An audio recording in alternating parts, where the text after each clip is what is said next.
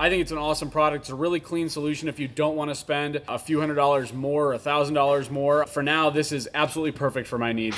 Oh, cool.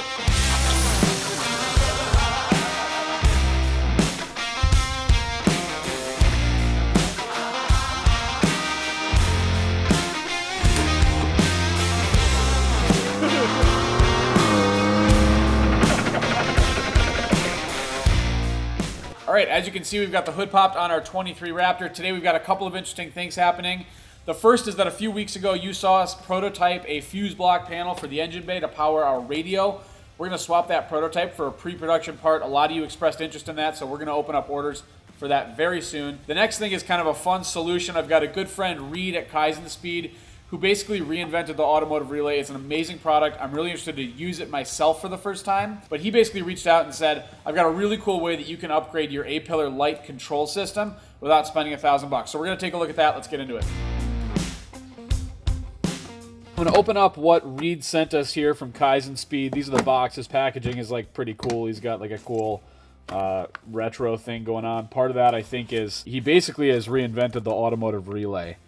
If you guys know relays that are clicking on and off and look like a little cube, that's essentially what he's reinvented.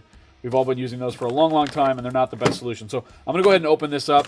He sent us some butt connectors here and stuff. I'm going to leave that closed, otherwise I'll lose it. But I will open this up. So he's already got the wiring on here, and the control module is programmed, and he's got it set up as a product. So we'll give you some detail on that later, but I want to dig into what this basically is. This larger block here is the relay. And then on the end here is a control module. So basically, you can run power into 1 or 2 or 3, or I don't know how many of these relays you can expand to, but you only need to run power and I think ground into it once.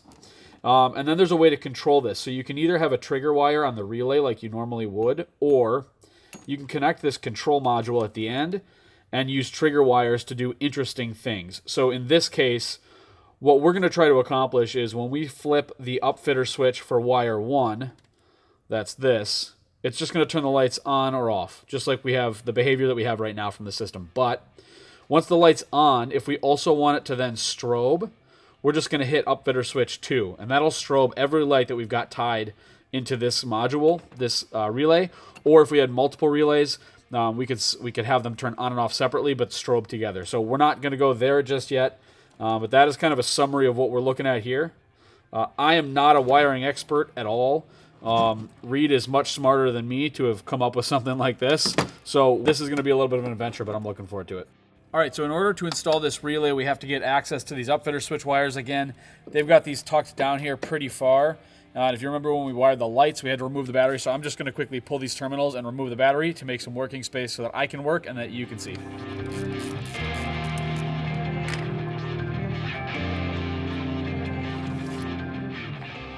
So right now these lights are wired to the body ground here and to the upfitter switch wire here, and so we're going to kind of interrupt this so we can wire this relay in.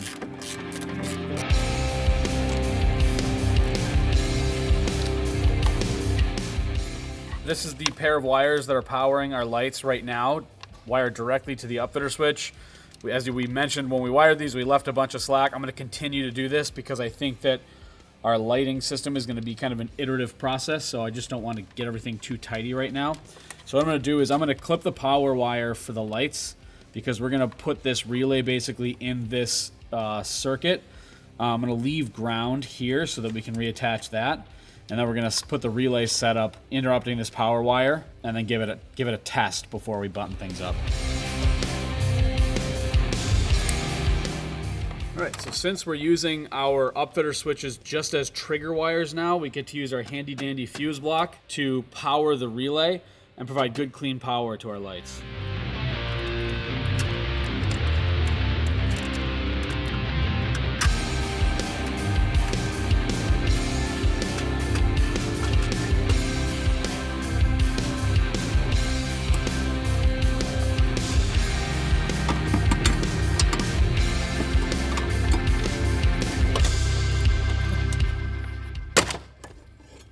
Was stuck.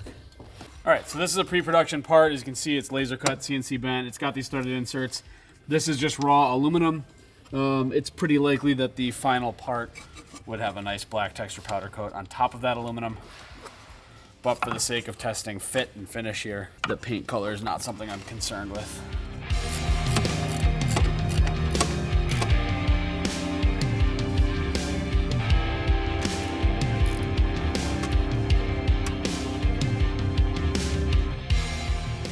This is like how I used to do as a kid in my parents' garage.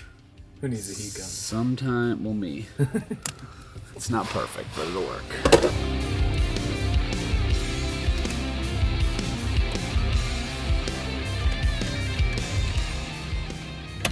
All right.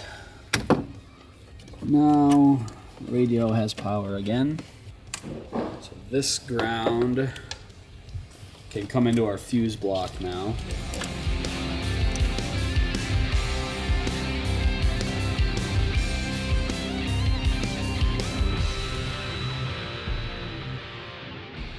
All right, so we've got 12-volt power to the relay and power out to the lights, all buttoned up here. I'm running the ground for the relay and then the 2 trigger wires after I button this up, and we'll be good to test it.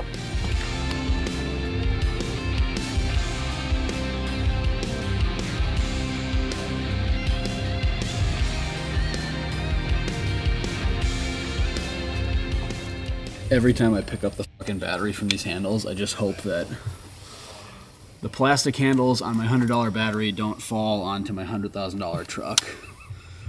That would ruin my day. Just be stupid. That's like, have you ever had a relay with the test button? So the lights work. Now let's see if upfitter switch 1 works. So AUX 1, upfitter switch 1 is our OEM fog lights. 2, that's our A-pillar lights, so that's on. All right. And then 6 we chose to be the strobing. Oh, cool. That's awesome. Which works perfectly. Now I think I could leave 6 on. Yeah, okay.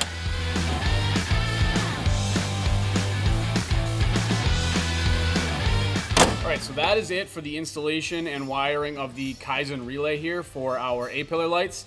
As you can see, I left a bunch of length here. I'm gonna kind of tidy this up next week, I think. But for now, we've tested the function. It's awesome. The control module really is what makes the magic happen, so to speak.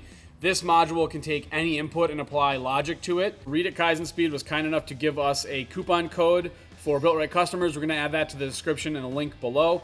You can order this exact same kit on his website using part number KAI5520.